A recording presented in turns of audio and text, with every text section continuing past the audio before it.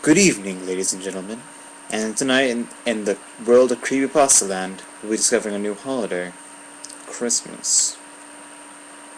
I can never sleep well in hotels. I guess that's somewhat of an understatement. I could never sleep well in general, but hotels were the worst. Just the thought that the previous occupant of this bed is a complete stranger was repulsive in my mind. But that's beside the point. What I'm getting at is how this lack of sleep in hotels changed my life. Christmas, we were spending Christmas in a crappy hotel and not with family. Great. Don't get me wrong, it's not like I didn't enjoy the all-you-can-eat buffet of soggy hash browns and grits for Christmas dinner. Of course, the first snow of the season had to cancel our flight down to Virginia.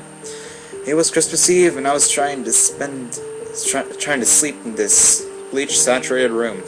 My mind's wondering what happened in here to cause such an excessive amount of bleach needed. The room was nothing out of the ordinary. 2 beds, one for me and my dad, and the for my sister and mom. A bathroom, and a stained microwave that looked in need of a good dusting. Somehow I escaped the room and the scent of bleach into a dream of sleep. Waking up, I could tell it was early morning. My dad was next to me, snoring, and he usually wakes up before 4 a.m. That's when it hit me. It's Christmas! And I was about to let this bad fortune ruin my favorite holiday. Looking across the bed at the clock to check the time is when I noticed it.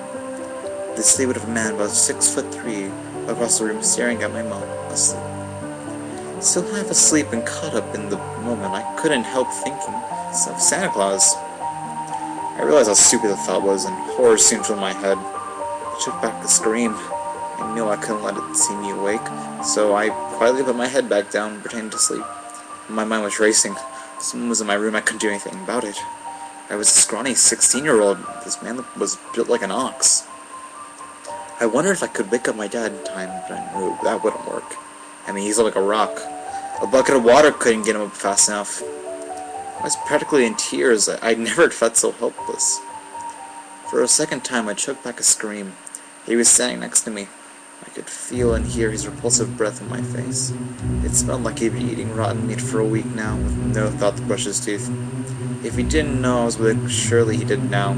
Seeing my face was contorted in fear. The breathing stopped, and I couldn't help the sigh of relief. I would have kicked myself, but there was no need. I heard the room door open and close. I launched out of bed. Nothing in the room was in disarray, and my family was still asleep. It couldn't have been a dream. I couldn't have imagined it. Feeling awake as ever, a horrible idea popped into my head. Before I could push it away, I was pulling the door open. Glancing back to the door in order to memorize the room number, I saw the giant spray-painted black X on the door.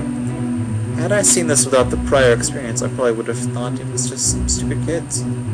I knew better, but not enough to know what it was for. My heart skipped a beat. There he was, turning the corner at the end of the hall. Why am I doing this? I tailed him down to the parking lot. He was nowhere in sight. One moment he's walking out the lobby, the next he's gone. Realizing how cold it is outside in paper-thin pajamas, I returned to the lobby. No one was around. Strange. I could swear there's usually a night concierge. Adrenaline wearing off, I realized how stupid and rash my actions had been. He could have killed me. I cursed myself back up the stairs. I knew something was wrong when I got to my floor.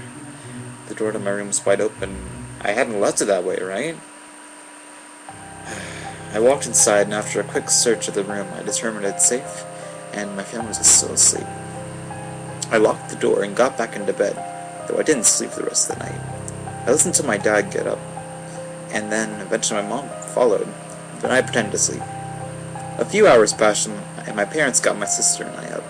We got into the car and made our way back to the airport, digging through my bag to grab my iPod to the finding of something that hadn't been there in the previous day. A note that simply held the 5 words I still think about to this day. I knew you were awake. It's now been 2 months since the hotel experience. I'm still scared for my life, and it gets worse every day. The note I found wasn't the only one.